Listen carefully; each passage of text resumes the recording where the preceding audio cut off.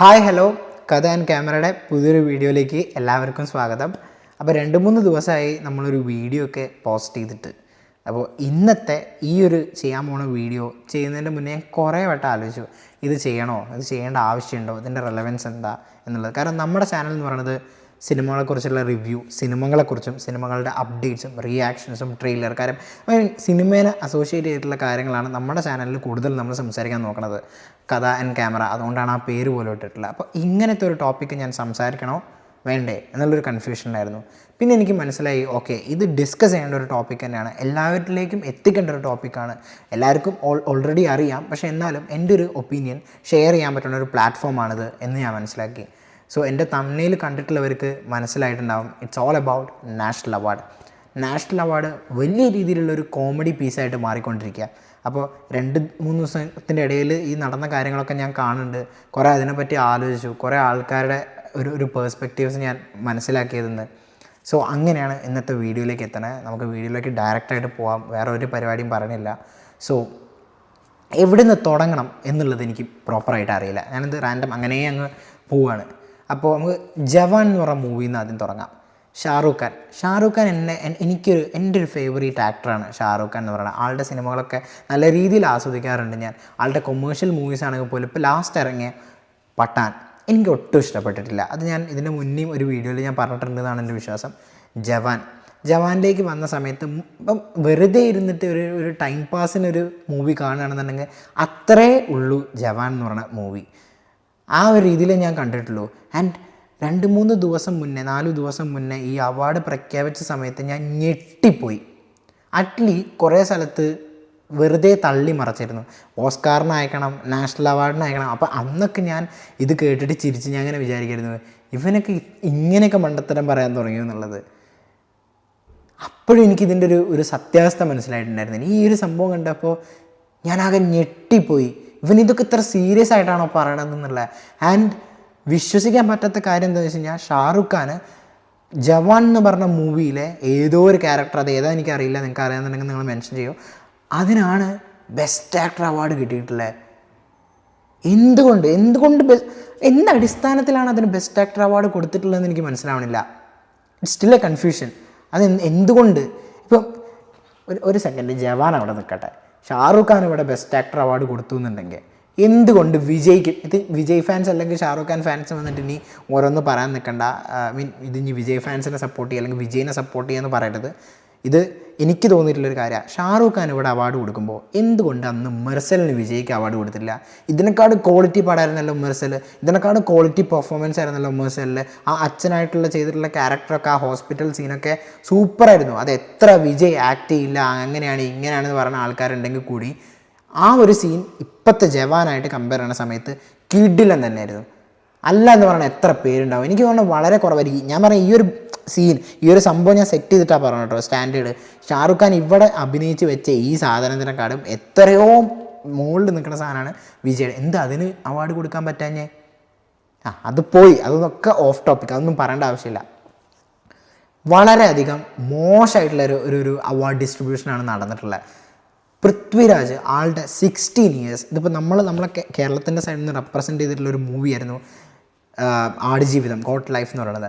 അപ്പോൾ ആടുജീവിതത്തിന് അവാർഡ് ഒരു രീതിയിലുള്ള അവാർഡും കൊടുത്തിട്ടില്ല. ആക്ടറിന് അവാർഡ് കൊടുത്തിട്ടില്ല, ഡയറക്ടറിന് അവാർഡ് കൊടുത്തിട്ടില്ല. ഞാൻ അതിലേക്കൊക്കെ വരാം. Let's talk about actor first, കാരണം ഷാറൂഖ് ഖാനെ ഇവിടെ എടുത്തല്ലോ.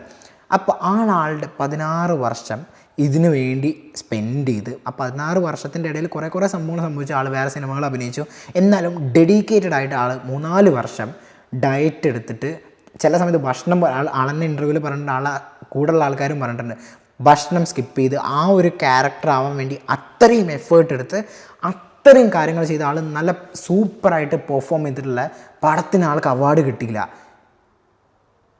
ആൻഡ് ഇന്നൊരു ഇൻ്റർവ്യൂ കാണാനിടയായി, ഉർവശി പറയണ്ടായിരുന്നു, പൃഥ്വിരാജിന് എന്തുകൊണ്ട് അവാർഡ്, ഞാൻ എത്രത്തോളം കറക്റ്റാണെന്നറിയില്ല, എവിടെയോ ഒരു ബിറ്റ് കണ്ടതാണ്. പൃഥ്വിരാജിന് അവാർഡ് കിട്ടാത്തതിൻ്റെ കാരണം എന്താണെന്ന് ചോദിച്ചു കഴിഞ്ഞാൽ, എമ്പുരാൻ ഇറങ്ങിയത് കൊണ്ടാണെന്ന് തോന്നുന്നു എന്നാണ് പറയണത്. ഇത് ആക്ച്വലി ഇൻസ്റ്റാഗ്രാമിൽ എവിടെ ഞാൻ കണ്ടത്, എത്രത്തോളം ക്രെഡിബിൾ ആണ് അറിയില്ല. പക്ഷേ ഇത് അപ്പം ഞാൻ കണക്ട് ചെയ്തൊരു കാര്യമുണ്ട്. എന്താണ്, ആ ഒരു സിനിമയിൽ കുറച്ച് എലമെൻറ്റ്സ് പറഞ്ഞു പോകുന്നുണ്ട്. അതുകൊണ്ടാണോ പൃഥ്വിരാജിന് അവാർഡ് കൊടുക്കാത്ത അപ്പോൾ ഇത് ആരാണ് അവാർഡ് തീരുമാനിക്കണത്? ഇന്ത്യൻ ഗവൺമെൻറ് ആണോ, ആ ഒരു ബിഗ് പൊളിറ്റിക്കൽ പാർട്ടിയാണോ, അതോ ഈ പറഞ്ഞ ബാക്കിയുള്ള മറ്റേ ഈ ജൂറി എന്ന് പറഞ്ഞിട്ടുള്ള ഒരു ഇതുണ്ട്, നാഷണൽ അവാർഡ് ജൂറി, ഇവരാണോ? എനിക്ക് മനസ്സിലാവണില്ല. ഇത് സംസാരിക്കേണ്ട കാര്യം തന്നെയാണ്. ഐ മീൻ കേരളത്തിൽ നിന്ന് ഇത്രയും നല്ലൊരു ക്വാളിറ്റി പടം അവിടെ പോയിട്ട് അത് കിട്ടിയില്ല. അതവിടെ കിടക്കട്ടെ. ഇനി പൊളിറ്റിക്സും കാര്യങ്ങളും കൊണ്ടുവന്നപ്പോഴാണ് കേരള സ്റ്റോറിക്ക് ബെസ്റ്റ് ഡയറക്ടർ അവാർഡ് കിട്ടിയിട്ടുണ്ട്.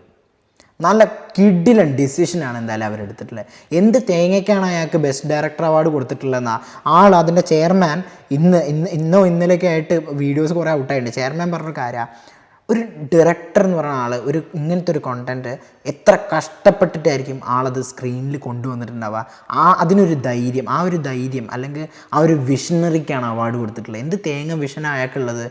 ഇമ്മാരി പ്രൊപ്പഗണ്ട ഒരു ഫേക്ക് മൂവി എടുത്തിട്ടാണോ ആളെ സംഭവം കാണിക്കണേ? ഓക്കെ, ഇവിടെയും നമ്മുടെ കേരളത്തിൽ തന്നെ ചിലപ്പോൾ ആൾക്കാരുണ്ടാവും ഇതൊരു ഫേക്ക് മൂവിയല്ല, കുറേ കാര്യങ്ങൾ പറയുന്ന ആൾക്കാരുണ്ടാവും. എനിക്ക് അവരോട് പറയാനുള്ള ഒറ്റ കാര്യമുള്ളൂ, ഞാൻ വേണമെങ്കിൽ ഈ കമൻറ്റ് ബോക്സിൽ ഒരു വീഡിയോൻ്റെ ലിങ്ക് വേണമെങ്കിൽ കോപ്പി ചെയ്ത് പേസ്റ്റ് ചെയ്യാം. എന്താണെന്ന് വെച്ചാൽ ധ്രുവ് രാട്ടി എന്ന് പറഞ്ഞിട്ടുള്ള ഒരു യൂട്യൂബർ ഉണ്ട്. നിങ്ങൾ ജസ്റ്റ് ഒന്ന് പോയിട്ട് ആളെ എല്ലാ വീഡിയോസും കണ്ടു നോക്കിക്കോ, ക്രെഡിബിൾ ആണോ നോക്കാൻ വേണ്ടിയിട്ട്. അല്ലാന്ന് തോന്നിയാൽ കാണണ്ട. പക്ഷേ കേരള സ്റ്റോറിനെ പറ്റി ഒരു വീഡിയോ ചെയ്തിട്ടുണ്ട്. മസ്റ്റായിട്ട് എല്ലാവരും വാച്ച് ചെയ്യേണ്ട ഒരു വീഡിയോ ആണ്. ഞാനും കണ്ടിട്ടുണ്ട് ആ വീഡിയോ. അതിൽ ക്ലിയർ ആയിട്ട് ഓരോരോ കാര്യങ്ങളും പറയുന്നുണ്ട്, എന്തുകൊണ്ട് ഇതൊരു ഫേക്ക് ആണെന്നുള്ളതിൻ്റെ ഒരു ക്രെഡിബിൾ ആയിട്ടുള്ള സോഴ്സ് എന്ന ആളെടുത്ത് പറഞ്ഞിട്ടുണ്ട്. അല്ലാണ്ട് ഈ വെറുതെ തട്ടിക്കൂട്ട് സിനിമ ചെയ്ത പോലെയല്ല ആൾ പറഞ്ഞിട്ടുള്ള യൂട്യൂബിൽ. സോ അതൊന്ന് പറ്റുകയാണെങ്കിൽ കാണാം. ഈ വീഡിയോ ചിലപ്പോൾ കുറച്ച് ലെങ്തി ആയിരിക്കും. ഇത് കാണാൻ എന്താ പറയുക, കുറച്ച് ഫാസ്റ്റിൽ വേണമെങ്കിൽ നിങ്ങൾക്ക് ഇട്ട് കാണാം. ആൻഡ് ദയവേത് ഫുള്ള് കാണാൻ ശ്രമിക്കുക, എൻ്റെ പെർസ്പെക്റ്റീവ് മനസ്സിലാക്കുക, എന്നാലേ നിങ്ങൾക്കും അത് ഒപ്പീനിയൻ ഷെയർ ചെയ്യാൻ പറ്റൂ. അപ്പോൾ ഇതാണ് എനിക്ക് ആ ഒരു സിനിമേനെ പറ്റി കുറച്ച് ചെറുതായിട്ടൊന്ന് പറയാനുള്ളത്. പിന്നെ വന്നിട്ട് സിനിമോട്ടോഗ്രാഫർ, അവിടെയാണ് എനിക്ക് ചൊറിഞ്ഞു വന്നത്. കാരണം എന്താ വെച്ചാൽ ബെസ്റ്റ് സിനിമോട്ടോഗ്രാഫറും കേരള സ്റ്റോറിക്ക് എന്ത് കണ്ടിട്ടാണ് ഈ ബെസ്റ്റ് സിനിമോട്ടോഗ്രാഫറൊക്കെ കൊടുക്കണേ? ഇതിൻ്റെയൊക്കെ ഒരു അടിസ്ഥാനം എന്താ? ഈ ആടുജീവിതത്തിലേക്ക് വരുമ്പോഴേ ആടുജീവിതത്തിൻ്റെ സിനിമോട്ടോഗ്രാഫി ഒട്ടും നാച്ചുറൽ അല്ല എന്നാണ് നമ്മുടെ സ്വന്തം ഇതിൻ്റെ ചെയർമാൻ അങ്കിൾ പറഞ്ഞിട്ടുള്ളത്. ആൾ പടം കണ്ടിട്ടില്ലാവോ? എനിക്കതാ സംശയം. ആൾ പടം കണ്ടിട്ടുണ്ടാവില്ല, അതുകൊണ്ടായിരിക്കും അങ്ങനെ പറഞ്ഞിട്ടുണ്ടാവുക. ഇവർ ഒരു സീനൊക്കെ സൺസെറ്റ് ആവാൻ വേണ്ടിയിട്ട് കാത്ത് നിന്ന് 3-4 ദിവസമൊക്കെ ഒരു ഷോട്ട് എടുത്തിട്ടുണ്ട്. ഒരു ക്യാമലിൻ്റെ ഐസ് ബ്ലിങ്ക് ചെയ്യുന്ന ഒരു സീൻ. അത് സിനിമ കണ്ടവർക്ക് മനസ്സിലാവും. എന്ത് വൃത്തിക്കടുത്ത് അവിടെ VFXും തേങ്ങയും മാങ്ങിയിട്ടുണ്ടാക്കുന്ന സാധനങ്ങളാണ് ഇവിടെ വൃത്തിക്ക് നാച്ചുറലായിട്ട് എടുത്തത്. ആ പടമാണ് നാച്ചുറൽ അല്ല എന്ന് പറയാൻ കാണിച്ച അവൻ്റെ ഒക്കെ മനസ്സുണ്ടല്ലോ, ഭയങ്കരമാണത്. ഒരുപാട് വിഷമം തോന്നിയത് കേട്ടപ്പോൾ. പിന്നെ എന്താണെന്ന് വെച്ച് കഴിഞ്ഞാൽ കഴിഞ്ഞ കൊല്ലത്തെ അവാർഡ് എടുത്തു നോക്കിക്കഴിഞ്ഞാൽ അപ്പം എനിക്ക് മനസ്സിലായി, ഓക്കെ, കഴിഞ്ഞ കൊല്ലത്തെ അവാർഡ് എടുത്തു നോക്കിക്കഴിഞ്ഞാൽ അല്ലു അർജുന് പുഷ്പയ്ക്ക് അവാർഡ് കൊടുത്തിട്ടുണ്ട് ബെസ്റ്റ് ആക്ടർ. പക്ഷെ അതിനേക്കാളും മോശമായിരുന്നു ജവാനിലെ പെർഫോമൻസ് കേട്ടോ. അതെന്തൊക്കെ പറഞ്ഞാലും അല്ലു അർജുൻ പിന്നെ എന്തെങ്കിലുമൊക്കെ ചെയ്തിട്ടുണ്ട് വിചാരിക്കുക, എന്നാലൊക്കെ കണക്കാ. അന്ന് തീർന്നതാണ് ഈ പരിപാടി. അപ്പോൾ ഇനി നമ്മുടെ നാട്ടിലൊന്നും ആരും ഒരു വാല്യൂ കൊടുക്കില്ല. ഒരു ആക്ടർ പോലും ഇതിനൊരു വാല്യൂ കൊടുക്കില്ല. കിട്ടിയില്ലെങ്കിൽ എന്താ, കിട്ടിയില്ല. ഈ ആടുജീവിതത്തിലേക്ക് വരുന്ന സമയത്ത് എല്ലാവരും പൃഥ്വിരാജിൻ്റെ, ബ്ലെസ്സിയുടെ ആ എഫേർട്ടിന്, ഓരോ ടെക്നീഷ്യൻസിൻ്റെയും ആ എഫേർട്ടിന് ഒരു വാല്യൂ കൊടുത്തിട്ടുണ്ട്. ആൾക്കാർ അത്രയും ഇഷ്ടപ്പെട്ടിട്ട് അവരെ മൂവിയായിട്ട് ഏറ്റെടുത്തൊരു കാര്യമായിരുന്നു നമ്മൾ കണ്ടിരുന്ന ആ ടൈമിൽ. അപ്പോൾ അതാണ് അവർക്ക് കിട്ടാൻ പറ്റുന്ന ഏറ്റവും വലിയ അവാർഡ്. ആൻഡ് എനിക്ക് നല്ല വിഷമം തോന്നി ആടുജീവിതത്തിന് ഒരു രീതിയിലുള്ള അവാർഡും കിട്ടാതെ പോയേനെ. അപ്പോൾ പേഴ്സണലി ഒരു ബുദ്ധിമുട്ട് തോന്നി, അത്രയേ ഉള്ളൂ. അതുകൊണ്ടാണ് ഈ വീഡിയോ ചെയ്യണത്. ആൻഡ് ആസ് എ മലയാളി ഒരു കേരള സ്റ്റോറി പോലത്തെ ഒരു ഊളപ്പടത്തിന് എന്ന് പറഞ്ഞാൽ ഒരു രീതിയിലും റെലവൻസ് ഇല്ലാത്ത, മേ ബി ഉണ്ടാവായിരിക്കാം ആ കാര്യങ്ങളിൽ പലതും, ചില കാര്യങ്ങളൊക്കെ ശരിയായിരിക്കാം. പക്ഷെ അത് വിചാരിച്ച് അവർ കൊണ്ടുവന്ന കണക്ക് എന്തൊക്കെയോ 1000 ആൾക്കാരെന്നൊക്കെ പറഞ്ഞൊരു കണക്കുണ്ടല്ലോ, 1000 അല്ല അതിന് മുകളിലുണ്ടായിരുന്നു. അതൊക്കെ എന്ത് ബേസിസിൽ അവർ കൊണ്ടുവന്നില്ല. അതാണ് ഞാൻ പറഞ്ഞ, just go and watch Dhruv Rathee's video, he will explain everything. അത് ആൾ വിത്ത് സോഴ്സാണ് പറയണത്. So try to watch that, അത്ര എനിക്ക് പറയാനുള്ളൂ. പിന്നെ എഗെയിൻ നല്ല നല്ല മൂവീസ്, അതിലൊരു പ്രത്യേകിച്ച് നമ്മുടെ വെള്ളത്തിൽ നിന്ന് ഒരു പുഴയിലേക്ക് പോകുന്ന ഒരു സീനൊക്കെ ഉണ്ട്. അവൻ ഇങ്ങനെ പൃഥ്വിരാജ് ഇങ്ങനെ നജീബ് ക്യാരക്ടർ ഇങ്ങനെ കിടന്നിട്ട് പാസ്റ്റിലേക്ക് പോകുന്ന ഒരു ട്രാൻസിഷനൊക്കെ ഉണ്ട്. എന്ത് കിഡിലായിട്ട് അതൊക്കെ ചെയ്ത് വെച്ചിട്ടുള്ളത്. എന്നിട്ട് ഒരു റെലവൻസും ഇല്ലാതെ, ഒരു ഭംഗിയില്ലാതെ, ശാലിനി ഉണ്ണികൃഷ്ണൻ ഫ്രം തിര ഇത്രയും ഒരു സീരിയൽ ലെവൽ മേക്കിംഗ് ഉള്ള പടത്തിൻ്റെ ഡയറക്ടറിന് കൊടുത്തു. എനിക്കിപ്പോഴും ആലോചിക്കാൻ പറ്റില്ല, ഇങ്ങനെ ആ ഒരു ഫീലാണ് വരുന്നത്. എന്തായാലും കഴിഞ്ഞ് ഇനി ആരും ഇതിനൊരു വില കൊടുക്കുമെന്ന് എനിക്ക് തോന്നുന്നില്ല.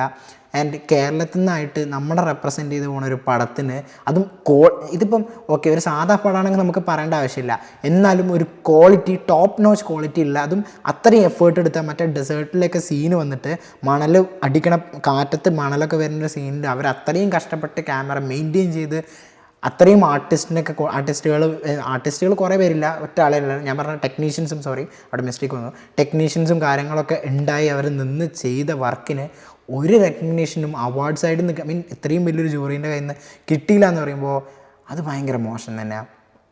ആൻഡ് എഗെയിൻ ആരും ഇതിനെ ഇനി വാല്യൂ ചെയ്യാൻ പോവില്ല എന്നുള്ളതാണ് സത്യം. എൻ്റെ വീഡിയോ ഒരുപാട് ലെങ്ത്തായി പോയെന്നറിയാം. I'm really sorry about that. നിങ്ങളുടെ വിലയേറിയ സമയം ഇതിനു വേണ്ടി ചിലവഴിച്ചതിന് വളരെ നന്ദി, ഈ ഒരു വീഡിയോ കണ്ടതിന് വളരെ നന്ദി.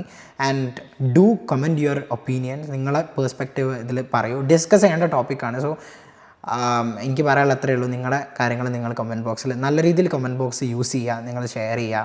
And let's talk about this, that's it. And thank you for watching me. അടുത്തൊരു നല്ല പുതിയൊരു അപ്ഡേറ്റ് വീഡിയോസ് അല്ലെങ്കിൽ റിവ്യൂ വീഡിയോ ആയിട്ട് ഞാൻ വരുന്നവരെ എല്ലാവരും ഹാപ്പി ആയിട്ടിരിക്കുക, സേഫ് ആയിട്ടിരിക്കുക. ബൈ.